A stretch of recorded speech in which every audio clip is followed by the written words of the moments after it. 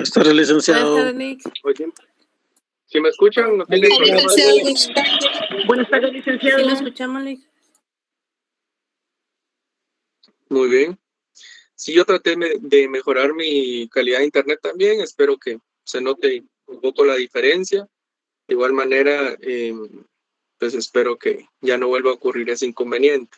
Bueno, vamos a dar inicio con la clase. Solo voy a tomar una pequeña captura de que nos están solicitando ahora, se me había olvidado. Bueno, como les comenté en la clase pasada, y solo quería hacer una observación ahorita que vi los chats hermosos ahí de todos ustedes. Bueno, no de todos, pero sí de cierta parte. Por favor, no se vayan a confiar en las transcripciones. He visto, pues ya últimamente, que muchos de ustedes ya no estudian, ya no leen, ya no tienen tanto interés en aprender, sino que créanme que a veces el tema del subconsciente es bien... es un arma de doble filo, ¿saben por qué? Porque uno se siente a veces tranquilo porque ya copió la clase, porque ya la tiene transcrita en una llamada, en un texto, en un archivo, en un documento, ya la tengo en audio, ya la tengo en texto, puedo sacar resúmenes, puedo hacer esto, ya la tengo, ya escuché, ya estuve ahí en la clase. Y la verdad es que no. La máquina estuvo, la computadora estuvo, la inteligencia artificial estuvo, el programa estuvo, usted no. Usted estuvo fuera, usted estuvo desatendido, se olvidó completamente de la clase. Muchas personas dejan este programa o esta aplicación grabando mi audio, bien grabado, o copiando y transcribiendo texto, que yo, y dejan de poner atención. Y está bien, o sea, ustedes pueden incluso ganar con eso. Claro, pueden ganar. Pero el chiste que estén acá y que sean estudiantes universitarios de una casa de estudios es que ustedes aprenden, que ustedes adquieran nuevos conocimientos, que ustedes analicen lo que dice el catedrático, que ustedes escuchen, que ustedes copien. A veces copiar cae mal, a mí me caía mal. Yo creo que casi al 100% de los estudiantes les cae mal estar copiando, pero es una de las formas muy buenas en las que nosotros podemos entender y comprender mejor algo, ¿verdad? Es como un doble entendimiento, no solo lo escuchamos, sino también lo redactamos. O incluso no todo, pues, pero partes importantes, ¿verdad? Yo soy muy partidario de eso y es importante porque no tiene chiste venir, solo dejar, copiar toda la clase y ya. Y para el examen andar buscando qué fue lo que dijo el IC y ya copiar y pegar. No es eso. Yo como consejo se los digo. De ganar seguramente ganen, pero afuera ya no van a poder estar haciendo esas cosas. Entonces traten de aprender. Sean conscientes que ya están en el 10º semestre, ya no están en primero, segundo, tercero.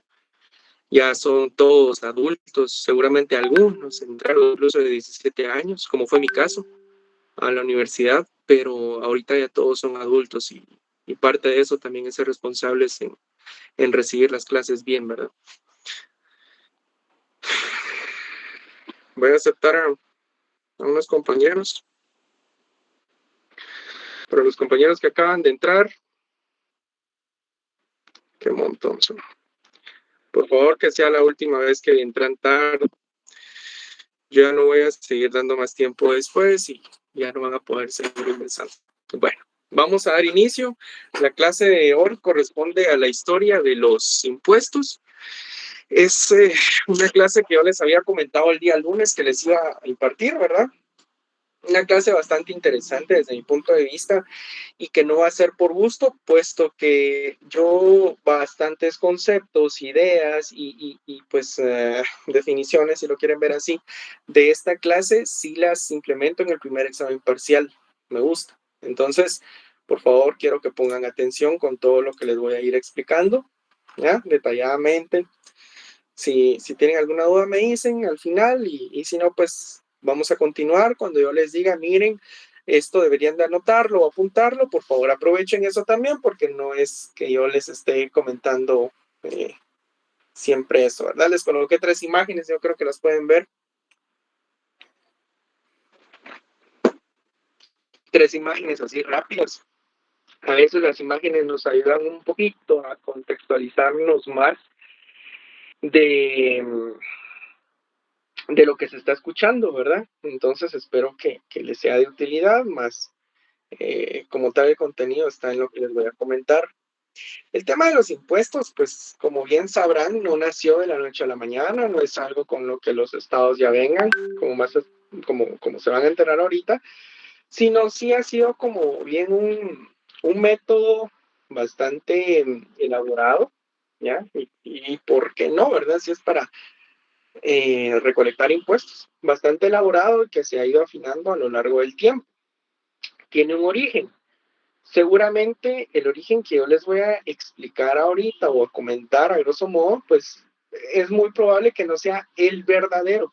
Sin embargo, por los vestigios, por manuscritos o por a veces por antecedentes plasmados en piedra, se puede llegar a determinar cómo es que trabajaban determinados imperios, determinados estados, etcétera, etcétera, el tema de los impuestos, ¿verdad? Y sobre esto va a versar la clase el día de hoy. Para comenzar, yo considero que sí es importante entender, esta va a ser una definición general y global sobre el tema de los tributos o los impuestos, ¿verdad? Entender desde el punto de vista jurídico, ¿ya? Un impuesto, para que se acuerden, un impuesto es un tributo exigido por el Estado en ejercicio de su poder de imperio. Deberían de anotarlo. Un impuesto es un tributo exigido por el Estado, ¿ya? En su poder de imperio. ¿Por qué en su poder de imperio? ¿Qué significa eso? Bueno, el poder de imperio es ese poder que no podemos ver, pero sin embargo el Estado tiene y que nos puede a nosotros, los contribuyentes, obligar a cumplir, valga la redundancia, con la obligación de contribuir al Estado. A eso se refiere. Obviamente sin que exista una contraprestación directa o indirecta hasta cierto punto para quien lo paga, ¿verdad? ¿Qué quiere decir esto? Que usted viene y tributa, no va a tener un beneficio, digamos, rápido ni directo, indirecto, así a corto tiempo. ¿Verdad? Se va dando con el tiempo, porque es como tal para que funcione el Estado. Entonces, entendiendo que el tributo es ese impuesto exigido por el Estado en ejercicio de su poder de imperio, voy a dar continuidad a lo demás. Desde una perspectiva etimológica, también es importante entender qué significa esta palabra. El término impuesto proviene del verbo imponer, ¿ya? Imponer. ¿Qué significa establecer una obligación? Yo te obligo a hacer X, yo te obligo a hacer Y, te impongo, ¿ya? Esta idea coincide con la naturaleza jurídica del impuesto, ya que su cumplimiento no depende de la voluntad del contribuyente, porque a usted no le van a llegar a decir, mire Juan, mire Pedro, mire María, ¿no? ¿Quiere pagar impuestos? ¿Usted desea pagar? ¿Cuánto quiere pagar? No, no le van a decir eso. El Estado tiene un poder de imperio y le van a imponer a la fuerza que usted debe de cumplir con cierta obligación, ¿verdad? A eso se refiere. A esto, evidentemente, entra el principio de legalidad, según el cual ningún impuesto puede existir si no ha sido previamente establecido en una norma. Todos los impuestos que son de especial relevancia en materia tributaria están plasmados en nuestra Constitución política. Y yo, evidentemente, se los tengo que explicar, no en esta clase, porque para explicar los principios en materia tributaria, por los plasmados en la Constitución, sí me tomo una clase completa. Es algo muy, muy importante y que ustedes deben de entender como estudiantes del 10º semestre. ¿Qué son principios y más que son los principios en materia tributaria, verdad? Más adelante se los voy a explicar. Ahorita solo es una introducción para que vayan empezando a comprender sobre qué trata el asunto. Los antecedentes. Bueno, las primeras manifestaciones de los tributos surgieron mucho antes de que existieran los estados modernos que hoy conocemos, ¿verdad? O sus diferentes tipos de organización, comunismo, socialismo, democracias, qué sé yo. En las sociedades primitivas las personas entregaban ofrendas a sus dioses o realizaban contribuciones a sus jefes o también, ¿por qué no?, a sus gobernantes. Estas entregas tenían un carácter o religioso o bien un carácter político, pero con el tiempo, con el paso de los años, Disculpe, licenciado, se entrecorta la llamada, disculpe la interrupción. No es tu internet, compañera. Se le escucha bien, licenciado. No, compañero. Se le escucha bien. Se entrecorta, licenciado, disculpe. No, porque a mí también se me escucha entrecortado con el IC. A mí también se me escucha entrecortado, Lic. Sí, igual a mí, licenciado. Dígale. Igual a mí también. Son varios porque aquí no son 12 o 15 compañeros, son más de 200 personas las que están en la llamada. Entonces, evidentemente, quizás no todos vayamos a tener la mejor conexión. Solo les pido, por favor, que cuando vayan a hablar, levanten su manita y yo les cedo la palabra, para que vayamos en un orden. Voy a continuar con la clase. Pues les decía que uno de los primeros ejemplos históricos se encuentra en el Antiguo Egipto, ¿ya? Por eso les coloqué una imagen ahí de algunos, creo que las pueden ver, de algunas personas como haciendo esa mímica o que están dando ese tributo, ¿ya? ¿Y esto cuándo ocurrió? En el Antiguo Egipto, que no se les olvide. Esto ocurrió hace aproximadamente 5.000 años, ¿ya? Durante el reinado de los faraones ya existía un sistema organizado para recaudar los tributos, imagínense.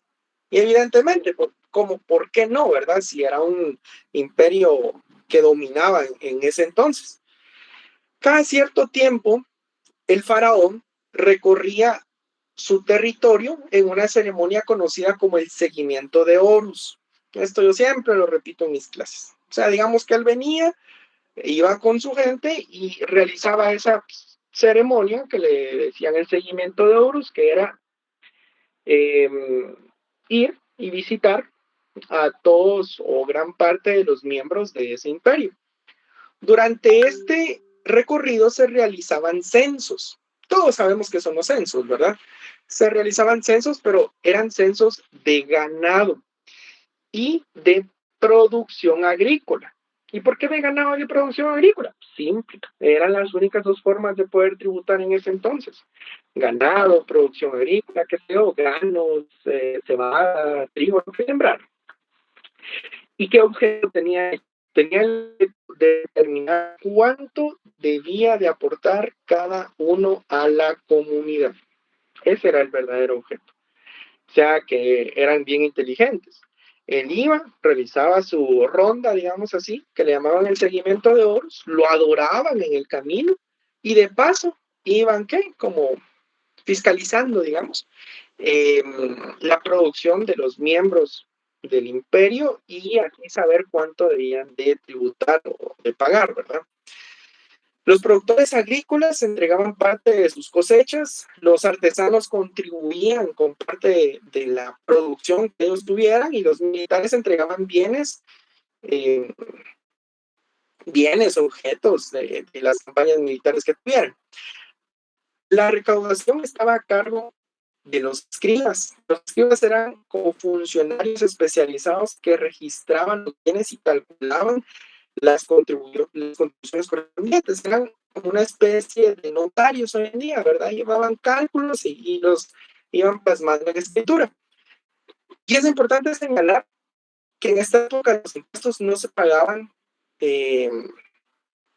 solamente de esa manera, o sea, que ya les expliqué, sino que siempre era de una forma como, para que me entiendan, como el resultado del producto de su trabajo, pero tangible, en grano, en ganado, en herramientas, en textiles, ¿ya? También debe de considerarse que los tributos variaban dependiendo de la producción anual. Es importante recalcar esto, y que una mala cosecha podía afectar gravemente la capacidad económica de las familias, razón por la cual evidentemente la carga tributaria podía representar un problema para muchos habitantes en ese entonces, porque eran, si ahora el Estado es impositivo, en ese entonces los faraones era, bueno, me pagas o me pagas y si no te morís, ¿verdad? Bueno, pues estos sistemas fiscales permitieron mantener la administración del Estado egipcio, financiar grandes obras, sostener al ejército, conservar el funcionamiento del aparato gubernamental de ese entonces. Y desde la perspectiva del derecho tributario contemporáneo, pues estos principios sí fueron fundamentales, ¿verdad? Hoy en día, o sea, son los primeros sistemas que representan el inicio de la función financiera que tenía el Estado. La obtención del recurso para cumplir con sus fines públicos. Ese es el fin de esto. Después de finalizar, a grosso modo, de lo que sucedió en Egipto, es para que se den una idea. No voy a entrar a explicarles sobre la historia egipcia ni nada. Es para que se den una idea de cómo fue surgiendo esto. También, temporalmente, es importante que les explique más o menos cómo fue que se dio en el imperio de Grecia y en el imperio romano, ¿verdad? Entonces, sobre esto les voy a comentar. Si continuamos con la evolución histórica, los impuestos, pues, de los impuestos como tal, es necesario trasladarnos sí o sí a estos dos imperios. Si se dan cuenta, en Introducción al Derecho 1 nos enseñaron la gran importancia que tiene el derecho romano, por ejemplo, en nuestro ordenamiento jurídico, ¿ya? La ley de las 12 tablas, el derecho civil, cómo se organizaron ellos en ese entonces, y evidentemente el tema de los impuestos no va a ser una excepción. No va a ser una excepción. A diferencia del antiguo Egipto, donde la autoridad del faraón justificaba la imposición de los tributos, solo porque él existía había que pagar, en la antigua Grecia comenzó a surgir una preocupación por la relación entre los impuestos y la libertad de los ciudadanos. Imagínense ya, bueno, para nadie es un secreto, unos de los mayores exponentes de la filosofía de la antigua Grecia eran personas muy pensantes, personas que sí analizaban lo que hacían y lo que iba sucediendo en su sociedad, y parte de ello era preguntarse ¿qué relación tienen los impuestos con la libertad de los ciudadanos? ¿Ya? Es una pregunta muy importante. Las ciudades sistemas tributarios que buscaban siempre equilibrar las necesidades económicas del gobierno con la protección de los derechos de los habitantes. Fue por eso que empezaron a diferenciar los impuestos a dos grandes categorías, que eso funciona hoy en día. Anótenlo. Dos grandes categorías de la diferenciación de los impuestos, que son los impuestos directos, ¿ya?, que recaían directamente sobre determinadas personas o grupos sociales, y están los impuestos indirectos, que se cobraban con motivo del consumo, el comercio o la adquisición de bienes o de servicios, ¿verdad? Entonces son dos, impuestos indirectos, impuestos directos, ¿verdad? Dos, eso sí anótenlo porque fijo va a ser pregunta. Esta clasificación, como les decía, pues sí, obviamente continúa vigente en la práctica. Todos los sistemas tributarios, pues, marcan una diferenciación bien grande en estos impuestos.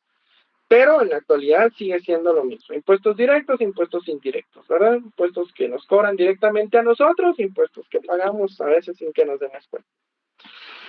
En Grecia, los impuestos indirectos eran aceptados con mayor facilidad porque estaban vinculados a las actividades comerciales y al intercambio de mercancías, ¿ya? En cambio, los impuestos directos eran utilizados únicamente en situaciones bien específicas. Uno de los ejemplos más conocidos fue la liturgia. ¿Y qué es la liturgia, licenciado? La liturgia era una obligación económica impuesta principalmente a los ciudadanos más adinerados, a los más pudientes de ese entonces. Mediante este mecanismo financiaban actividades públicas como festivales religiosos, representaciones teatrales, competencias deportivas, y también recuerdo que como equipamiento a las embarcaciones militares, ¿verdad? O sea, la liturgia era un impuesto pagado por las personas pudientes del entonces, específicamente para estos destinos. Aunque hoy podría compararse con un impuesto, pues algunos historiadores consideran que también tenía un importante componente de prestigio, porque sé que para ellos, a diferencia de hoy en día, ustedes, para ellos, las personas adineradas del entonces, pagar la liturgia, tributar la liturgia, era como un signo de estatus, como un signo de estatus. Pucha, yo financié o yo pagué tanto al Estado y tengo un compromiso con la sociedad y estoy más comprometido y soy un mejor ciudadano que los demás. Era un tema de orgullo pagar más impuestos. A eso me refiero. Era un tema de orgullo, de satisfacción, de grandeza, de honor, de admirar hasta cierto punto. A diferencia de hoy en día, ustedes que a veces las personas que más tienen son las que más mecanismos buscan para pagar menos, ¿verdad? Y es hasta cierto punto lamentable, ya no es un tema de honor ni de prestigio, pero es importante comentarles que la liturgia, ese era su fin o como tal el porqué de la liturgia en Grecia. Otro ejemplo, el metoikion. Metoikion, con cada kilómetro. Metoikion. El metoikion era un tributo pagado específicamente por los extranjeros que vivían, o que vivían, digamos lo más técnico, residentes en Atenas. Era un impuesto pagado por los residentes en Atenas, conocidos como metecos, creo que les decía, quienes básicamente desarrollaban actividades económicas dentro de la ciudad sin gozar plenamente de los derechos políticos de los ciudadanos atenienses, ¿verdad? Eso era el metoikion. Asimismo, estaba el eispora. Eispora suena así como suena eispora, pero lleva H, es PHO, eispora, ¿ya? El eispora era una contribución extraordinaria destinada exclusivamente a financiar guerras. Esos imperios, pues sí, eran muy activos en todo el tema de guerras, el tema de conquistas, y tenían un impuesto específico para poder financiar guerras. Estaban así organizados y trataban de, incluso si tuvieran una guerra, financiar, para que cuando la hubieran, no se quedaran sin ese presupuesto, ¿verdad? Todas las guerras siempre conllevan un gasto bastante importante. Más allá de los detalles históricos, también resulta importante destacar que Grecia introdujo una idea bien novedosa para su época, que es la tributación, o que la tributación debía de responder a necesidades concretas y evitar convertirse en un mecanismo permanente de abuso por parte del poder político. Básicamente cuidaban que el poder político, el poder de imperio, que ya les expliqué, es una definición actual, no fuera utilizado de manera abusiva en contra de la población de ese entonces. Personas muy conscientes, gobernantes muy conscientes. Ahora hablemos un poquito de Roma. ¿Qué hizo Roma? Roma vino a fortalecer la administración tributaria, principalmente. Pues, como les digo, fue perfeccionando, fue implementando una mejor organización fiscal a todo este mecanismo. Roma comprendió que un imperio de enormes dimensiones necesitaba recursos permanentes, no solo por ciertas épocas, como bien lo decían los griegos. No, solo vas a pagar impuestos en diciembre porque es cuando más se necesita dinero, ¿no? En Roma ya dijeron, no, o sea, somos muy grandes y no podemos permitirnos el estar a que vamos a esperar hasta que les toque tributar, ¿no? ¿Verdad? Tributación constante, dinero y flujo económico constante para el imperio, ¿verdad? Entonces implementaron esto. Ellos entendían que al ser muy grandes necesitaban un recurso permanente para sostener su administración, mantener su ejército, construir infraestructura también y garantizar obviamente el funcionamiento de la ciudad, ¿verdad? De su metrópoli, si lo queremos ver así. Por ello, pues desarrolló un sistema tributario bastante más, valga la redundancia, desarrollado, complejo, eficiente, eficaz, efervescente, me faltó decir. Uno de los impuestos más importantes fue en el Imperio Romano el portorium. Portorium o portoria, que es exactamente lo mismo. Portoria, ¿a qué le suena? A puerto, ¿verdad? Playa, escuintra, paredón, etc. No sé.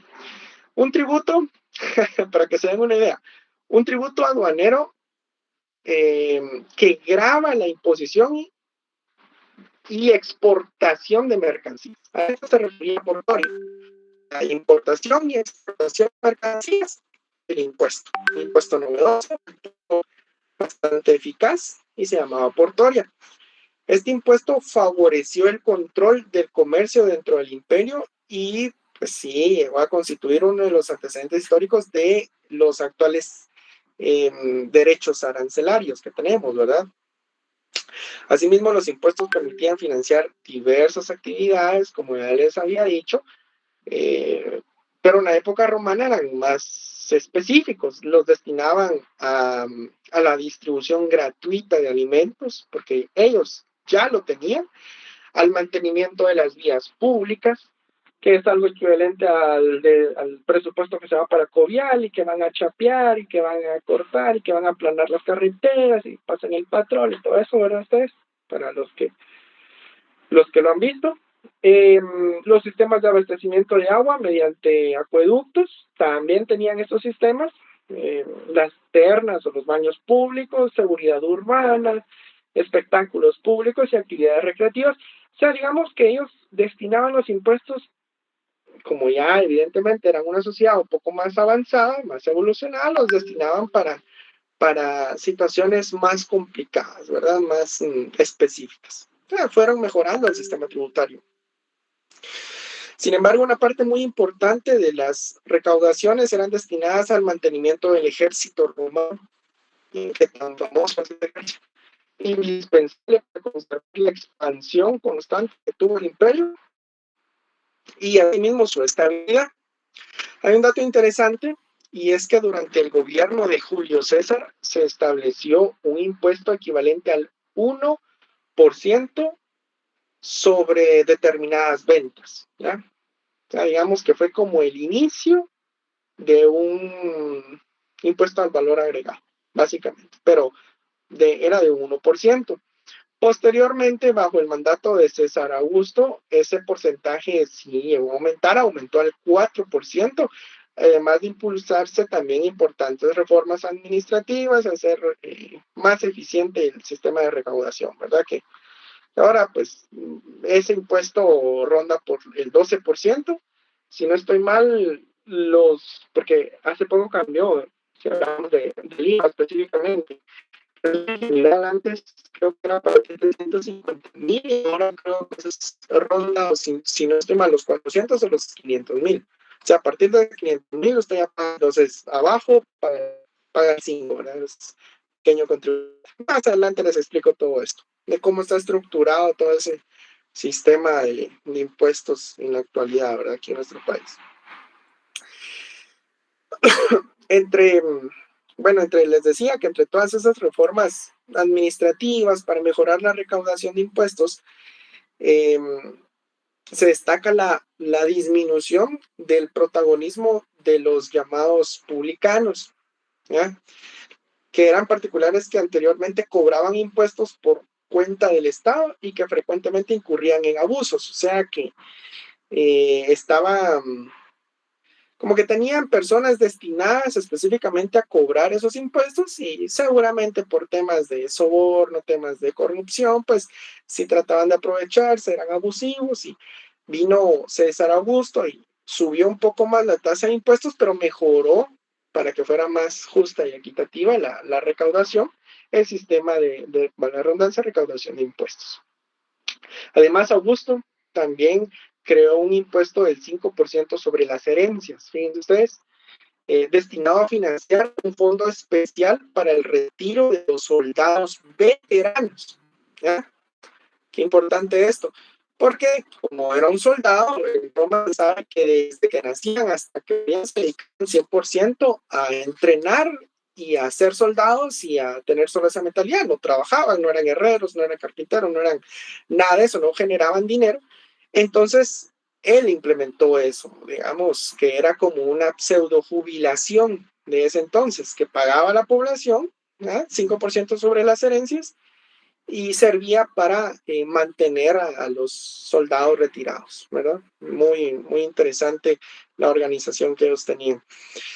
Bueno, la herencia tributaria, ¿verdad? Salgamos de los imperios, que cuáles fueron, que no se les olvide. Imperio egipcio, Imperio griego, Imperio romano.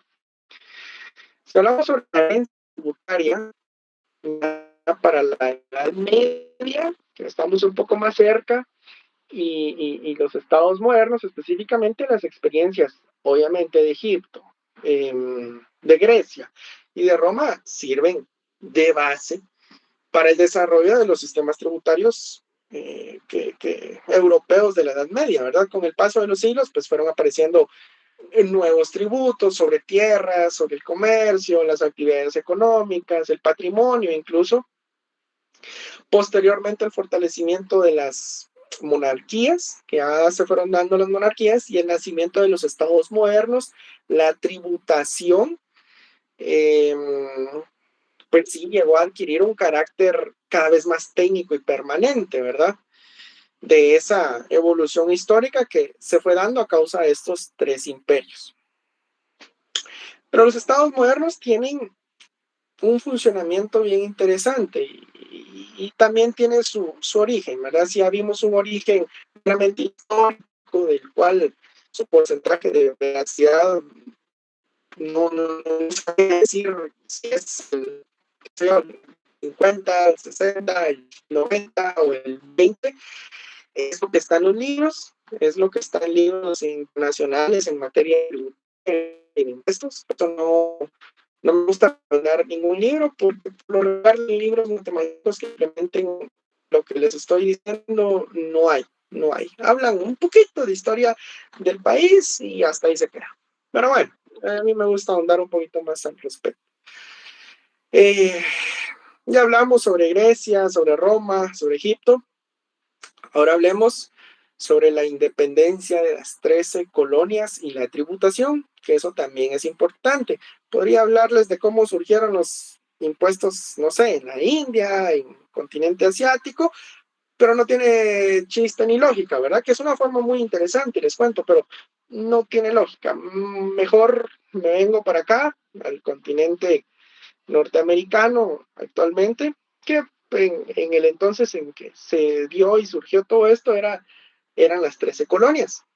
Seguramente algunos de ustedes han escuchado sobre esto.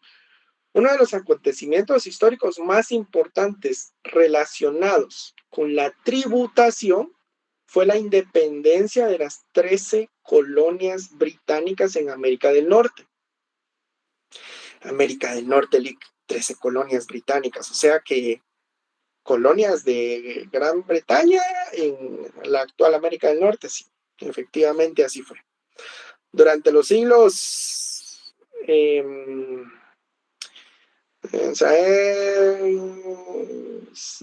durante los siglos XVII y XVIII durante los siglos XVII y XVIII, Gran Bretaña estableció 3 colonias en el territorio que hoy ocupa gran parte de Estados Unidos.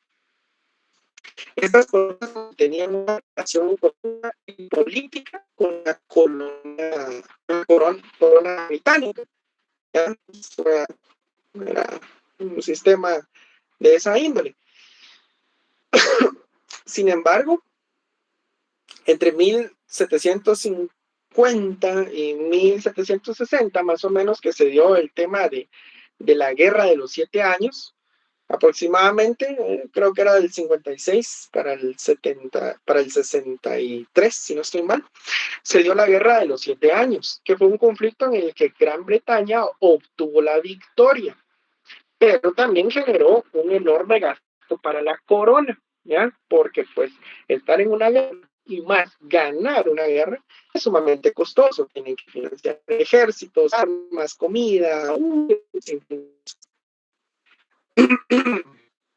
Entonces, con el propósito de recuperar esos recursos, el gobierno británico decidió incrementar la carga tributaria sobre las colonias americanas, ¿ya? Imagínense esto, habían mandado 13 colonias a colonizar, digamos así, el área que ahora se conoce como Estados Unidos. Ellos venían, estaban en guerra, ganaron esa guerra, pero quedaron dañados económicamente. Entonces dijeron, bueno, vamos a subirles los impuestos a todos, incluidas esas 13 colonias que mandamos por allá. Entre esas medidas se encontraba la ley del azúcar, la ley del timbre, la ley, no me recuerdo, habían como 4 o 5 eran. Básicamente era una subida a los impuestos. Y estas normas establecieron nuevos impuestos sobre diversos productos y documentos utilizados por los colonos, ¿ya?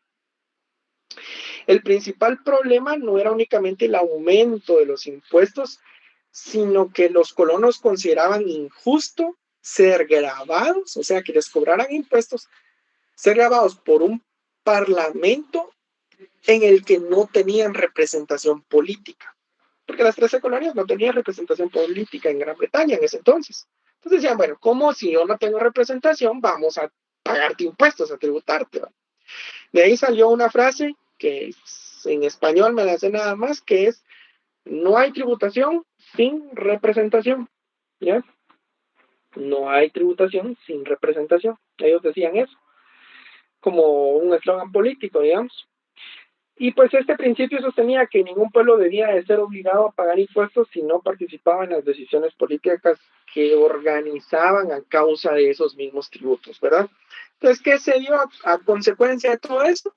Este conflicto contribuyó, porque no fue la totalidad, pero sí contribuyó al movimiento independentista que culminó con la declaración de independencia de los Estados Unidos, que casi iba a los Estados Unidos ahorita el 4 de julio, pero sí, por eso es que el 4 de julio se celebra la independencia en Estados Unidos. Se dio en 1776, ¿ya? El 4 de julio de 1776, ¿ya? Este acontecimiento marcó profundamente la evolución del constitucionalismo moderno, porque vino a modificar y por consecuencia también a fortalecer la idea de que el poder tributario debía estar sometido a límites jurídicos y al control de un órgano representativo, porque ellos no lo tenían, ¿verdad? Y lo querían. Entonces se independizaron, se puede decir que gran parte también por no querer pagar impuestos y por no querer tributar. Ahora ya tienen un poco más noción de cómo nació esto, los imperios, tienen un poco de noción de cómo surgió acá. O sea, la hora, 6 minutos me quedan. Sobre el nacimiento del derecho tributario moderno, ¿qué puedo hablar? Bueno, hay estados constitucionales, hay estados democráticos, ¿verdad? En ellos los impuestos dejaron de entenderse, nuestros estados, digamos así, en la actualidad, dejaron de entenderse como una manifestación de la voluntad absoluta del gobernante y pasaron a convertirse en una institución regulada por la Constitución, porque pagar impuestos está regulado por nuestra Constitución y por la ley, el Código Tributario. Hay más, pero principalmente por el Código Tributario, que vamos a ir viendo. Actualmente, en la mayoría de los países democráticos, el poder tributario del Estado está limitado en diversos principios, ¿verdad? Esos principios los encontramos en la Constitución. Está el de seguridad jurídica, el de capacidad contributiva, igualdad tributaria. Son principios muy claros y que vamos a ver más adelante, porque ya les dije que les voy a dar una clase específicamente sobre los principios en materia tributaria. Pero no está de más decirles que estos principios sí hoy en día son la base del derecho tributario contemporáneo y buscan equilibrar esos intereses que son igualmente importantes, ¿verdad? La necesidad del Estado de obtener esos recursos y la protección de los derechos de los contribuyentes, porque pues, a nosotros nos protegen nuestros derechos. ¿Qué nos protege? Pues, el Estado es el primero. El Estado está dividido y hay poderes, ¿verdad? 3 poderes del Estado. Específicamente está el judicial. Nos vulneran nuestros derechos. Interponemos, qué sé yo, una demanda, una queja, una querella, una denuncia y está el Estado para hacernos valer esos derechos. Pero el organismo judicial se maneja con un presupuesto y ese presupuesto lo pagan los mismos guatemaltecos, ¿ya? Entonces, nosotros mismos contribuimos para que a nosotros mismos nos hagan valer nuestros propios derechos, ¿ya? Es una bolita y por eso la importancia de los impuestos. Yo creo que a todos los seres humanos se nos debe de enseñar muy bien el tema de los impuestos, ¿verdad? Yo no puedo extender tanto y decirles, miren, así se puede tributar de mejor manera esto y así lo otro, porque no es el fin de mi clase. El fin de mi clase es enseñarles un poco sobre esto, pero más todo es entrar al tema jurídico y a la protección de esos derechos tributarios que tenemos, ¿verdad? No al pago per se de los impuestos. Pero sí es algo muy importante que todo adulto debe de saber y de conocer, porque vivimos en un estado en donde los impuestos simple y llanamente son obligatorios para todos, ¿verdad? No tenemos esas, por eso está el principio de igualdad, ¿verdad? Y así hay más principios. Financiamos, qué sé yo, seguridad, salud, administración de justicia, infraestructura, protección del medio ambiente, un montón de situaciones. A muchas personas, de hecho hay un debate entre economistas de que si se pagaran menos impuestos hubiera más libertad, hubiera más transparencia, mejoría en la sociedad. Y otros dicen no, o sea, eso está si los pagamos. Eso está si nosotros podemos cumplir con los impuestos y los tributos, ¿verdad? Y normalmente las personas que están en contra del pago de los tributos, pues son personas que no necesitan de servicios públicos. Pero servicios públicos de salud, servicios públicos de educación, y que pueden pagar servicios privados, universidades privadas, hospitales privados, no sé, justicia o no justicia, seguridad privada, qué sé yo, así sucesivamente. Sin embargo, es una pequeña parte de la población, la mayoría sí o sí requerimos, porque ahí me incluyo, requerimos de servicios públicos que nos brinda y nos presta el Estado para que también podamos ir viviendo en armonía y en comunión dentro de esta sociedad, ¿verdad? Entonces, ¿qué decirles? Ustedes como futuros abogados deben de recordar que el derecho tributario no tiene como finalidad no tiene como finalidad defender una determinada ideología. No, que yo soy liberal y que yo soy X y que yo soy Y, por eso menos y por eso más. No, derecho total y no tiene ese fin. Están estudiando economía conmigo. No voy a terminar aquí como que fuera mi ley, yo ahí alegando, ¿verdad? El verdadero objetivo es garantizar que el ejercicio del poder tributario hasta cierto punto se realice conforme a la Constitución, respetando los derechos de los contribuyentes y asegurando que efectivamente los recursos públicos sean administrados con legalidad, con eficiencia, eficacia, efervescencia, responsabilidad y todo. Ya nos llegó la hora, compañeros. Los veo el día viernes. Éxitos en su semana. Espero que les vaya muy bien. Nos vemos, platicamos, pilas ahí siempre. Y ahí están atentos para la clase que nos va a tocar. Yo creo que voy a tocar un poquito de historia guatemalteca. Y ya después vamos a ver términos generales, después principios, y así nos vamos a sucesivamente. Entonces, espero que pasen feliz noche.